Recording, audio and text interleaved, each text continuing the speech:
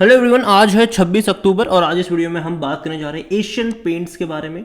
देखिए 3,000 रुपये से भी नीचे ये शेयर आ चुका है। अभी इनके क्वार्टरली रिजल्ट्स भी आए हैं और नतीजे के बाद एक डिक्लाइन देखने को मिला है, क्योंकि देखो नंबर्स जो है वो उतने भी ज़्यादा अट्रैक्टिव नहीं है इसके, और तकरीबन तकरीबन 3% का डिक्लाइन है। आज एक्चुअली बाजार की हालत ख़राब थी, गिरावट देखने को मिली थी, लेकिन धीरे धीरे अब बाजार रिकवर भी कर रहा है। हालांकि ज़्यादातर रिकवरी जो आई है वो स्मॉल कैप और मिड कैप में आई है, लार्ज कैप में अभी भी वो रिकवरी देखने को नहीं मिल रही है।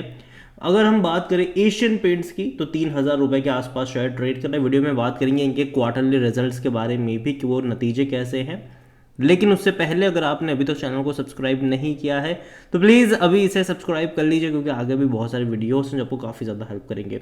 तो पिछले एक महीने में लगातार डिक्लाइन चल रहा है एशियन पेंट्स के शेयर्स में, 10% गिरा है ये, और एक साल में देखा जाए तो लगातार गिरावट है ये। 3,500 रुपये से लगातार गिर रहा है, और एक सपोर्ट कह लो वो 2,700 रुपये के आसपास एक नज़र आता है, क्योंकि इससे पहले भी यहीं से तेज़ी लौटी भी थी।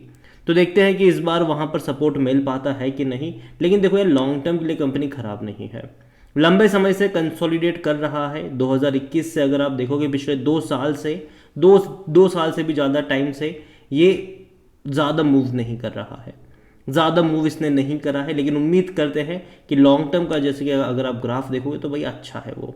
अभी टाइम लेगा ये कुछ टाइम के लिए। रीज़न ये है कि अभी ग्लोबली हालत ख़राब बने हुए हैं, जिसके चलते जो क्रूड की कीमतें बढ़ रही है, जब तक क्रूड की कीमतें कंट्रोल में नहीं आएगी तब तक यहाँ पर थोड़ी बहुत दिक्कत रहने वाली है, क्योंकि भैया पेंट वगैरह बनाने के लिए भी क्रूड ही लगता है। तो ये दिक्कत होगी इनको, क्योंकि इनका जो मटेरियल कॉस्ट है वो इंक्रीज़ हो रहा है क्रूड के बढ़ते कीमतों के चलते। यहाँ पर इन्होंने डिविडेंड भी अनाउंस किया है, तकरीबन 5 रुपये 15 पैसे का डिविडेंड इन्होंने अनाउंस किया है। और जहाँ तक बात करें ना इनके नंबर्स की, तो ठीक ठाक है, उतने ज़्यादा नहीं मैं कहूँगा इसको।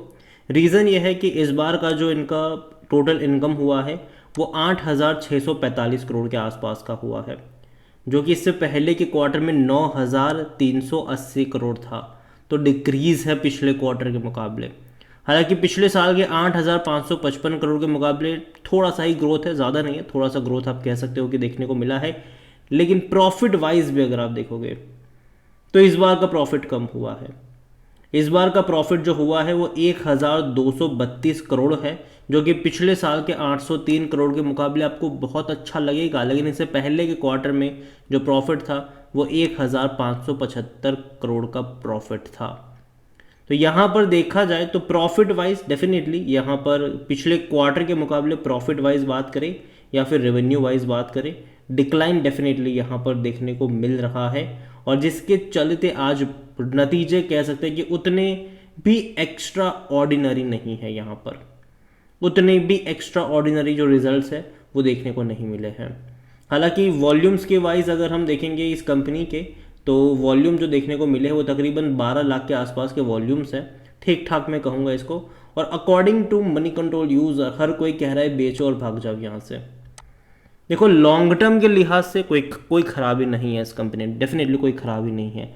लेकिन शॉर्ट टर्म के लिहाज से पेंट इंडस्ट्री प्रॉब्लम में आने की सबसे बड़ी वजह है क्रूड की बढ़ती कीमतें।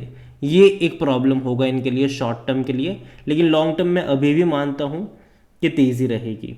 हालांकि कई सारे बड़े प्लेयर्स भी एंट्री करे हैं यहाँ पर, ठीक है, अभी पेंट इंडस्ट्री में कई बड़े प्लेयर हैं, लेकिन आज भी एक बहुत बड़ा जो मार्केट शेयर है वो एशियन पेंट ओन करता है। लेकिन आने वाले टाइम में कुछ कह नहीं सकते। और जहाँ तक बात करें इनके वैल्यूएशन की, तो महंगा भी है। 63 का इसका पी रेशियो, सेक्टर पी 21 का है। 34% एनालिस्ट कहते हैं खरीदारी करो।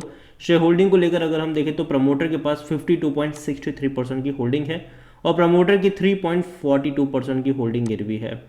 प्रमोटर की होल्डिंग जितनी थी उतनी ही है, लेकिन म्यूचुअल फंड की 3.55% की होल्डिंग 3.47 पर आई है, थोड़ी सी बिकवाली करी है।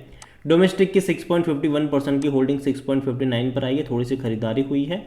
एफआईएल्स ने भी थोड़ी बहुत खरीदारी करी है, 17.47% की होल्डिंग 17.65% है, और रिटेल और अदर की मिलाकर बनती है 19.67%, जिनमें से रिटेल इन्वेस्टर 11.93% की होल्डिंग लेकर बैठे हैं। देखिए ओवरऑल एशियन पेंट्स के नंबर्स की अगर मैं बात करूं तो ठीक है, मतलब उतने ज़्यादा अच्छे मैं नहीं कहूँगा इसको, और यही वजह है कि आज ये गिर रहा है। और सिर्फ एशियन पेंट से नहीं, और एशियन पेंट के नंबर्स के चलते बर्जर पेंट्स में भी 4% की गिरावट दर्ज करी गई है। 4% आज बर्जर पेंट्स भी गिरा है। तो मुझे लगता है कि कुछ टाइम के लिए गिरावट रहेगी, लेकिन यहाँ पर जो मौके बनेंगे वो 2,700 रुपये के आसपास बन सकते हैं। एक इनिशियल लेवल कह सकते हो सपोर्ट का, जो कि वहाँ पर देखने को मिल रहा है। तो यही कहूँगा, नज़र रखिए इसके ऊपर। अगर आपका नज़रिया लॉन्ग टर्म का है तो 2,700 रुपये के आसपास अगर जाता है, वहाँ से बाय ऑन डिप्स करी जा सकती है, लेकिन नज़रिया आपका जो है वो लॉन्ग टर्म का होना चाहिए। शॉर्ट टर्म में प्रॉब्लम यही है कि अभी जो इजराइल और पैलेस्टाइन का जो वॉर चल रहा है, उसके चलते जो क्रूड की कीमतें हैं वो काफ़ी ज़्यादा असर करेगी, और यही इनको परेशान भी कर सकता है। बाकी मर्जी आपकी है। वीडियो को यहीं पे एंड करूँगा। पसंद आया हो तो लाइक करो, शेयर करो, चैनल अगर पहली बार हैं तो प्लीज़ सब्सक्राइब करें। और एशियन पेंट्स के बारे में आप क्या सोचते हैं वो भी आप मुझे कमेंट में लिख के बता सकते हैं। जो रिजल्ट्स हैं उसके बारे में भी आप क्या सोचते हैं वो भी मुझे कमेंट में लिख के बताइएगा ज़रूर। Thank you.